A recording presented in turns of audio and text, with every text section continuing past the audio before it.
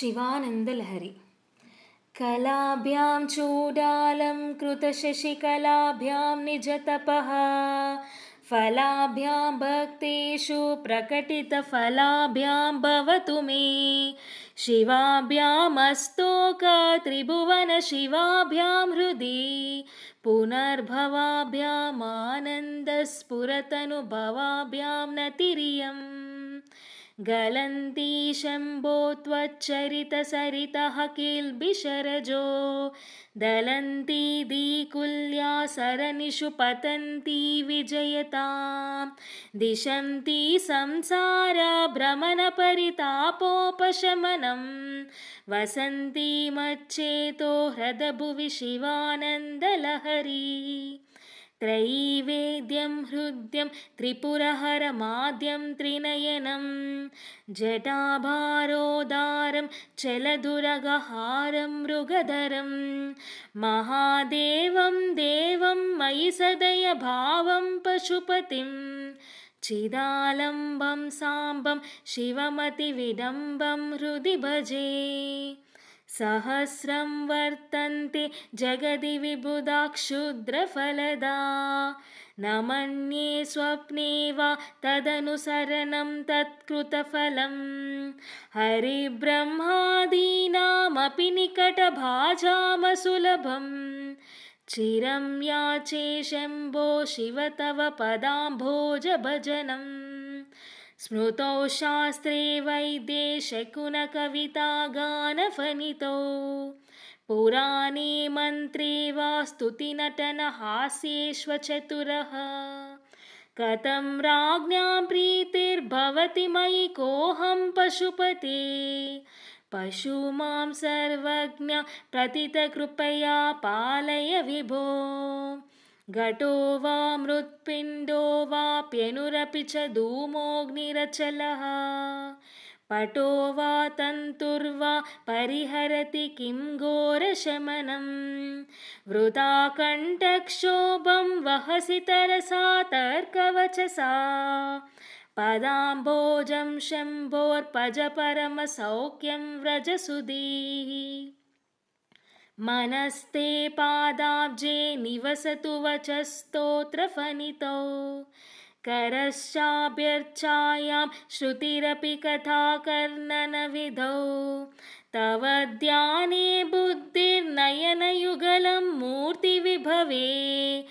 परग्रन्थान् कैर्वा परमशिव जाने परमतः यथा बुद्धिशुक्तौ रजतमिति काचाश्मनिमणिः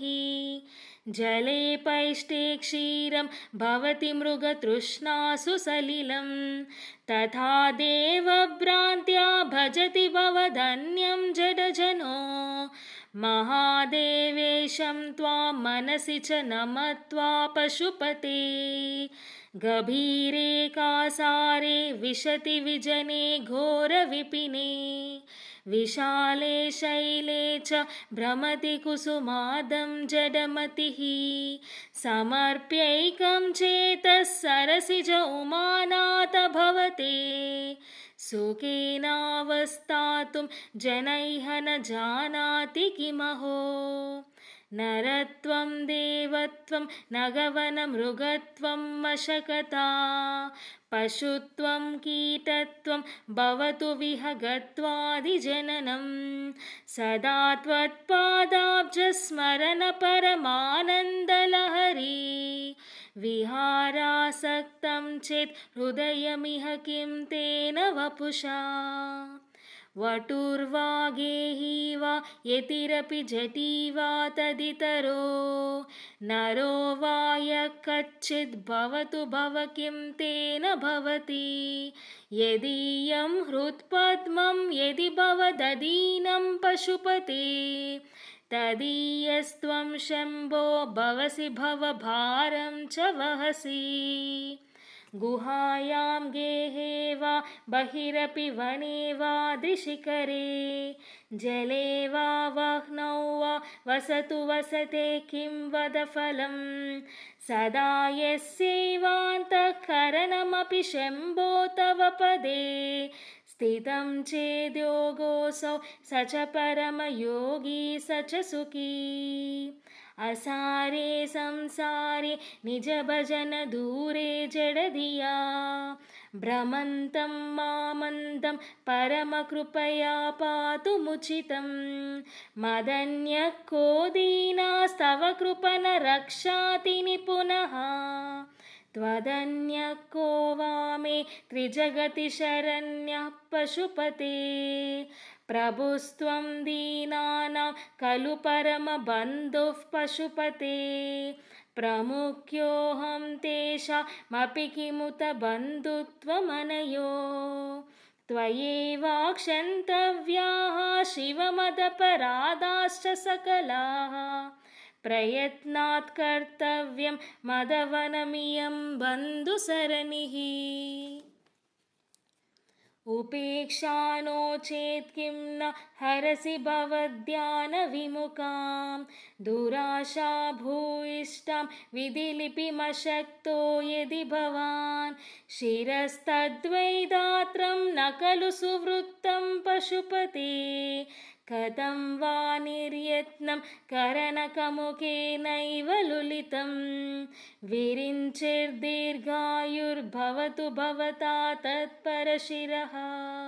चतुष्कं संरक्षं सकलु भुवि दैन्यं लिखितवान् विचारः को वा मां विशदकृपया पाति शिवते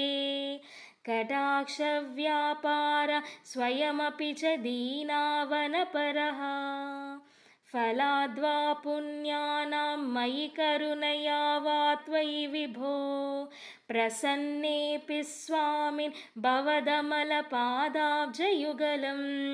कथं पश्येयं मां स्थगयति नमः सम्भ्रमजुषां निलिम्पानां श्रेणिर्निजकनकमाणिक्यमकुटैः त्वमेको लोकानां परमफलदो दिव्यपदवीं वहन्तस्त्वन्मूलां पुनरपि भजन्ते हरिमुखाः कियद्वा दाक्षिण्यं तव शिवमदाशा च कियती कदा वा मद्रक्षां वहसि करुणापूरितदृशा दुराशा भूयिष्ठे दुरधिपगृहद्वारघटके दुरं ते संसारे दुरितनिलये दुःखजनके मदायासं किं न व्यपनयसि कस्योपकृतये वदेयं प्रीतिश्चेतव शिवकृतार्धा खलु वयं सदा मोहाटव्यां चरति युवतीनां कुचगिरौ नटत्याशाका स्वटति झटिति स्वैरमभितः कपालिन् भिक्षो मे हृदयकपि मत्यन्तचपलं दृढं भक्त्या बद्ध्वा शिव भवदधीनं कुरु विभो।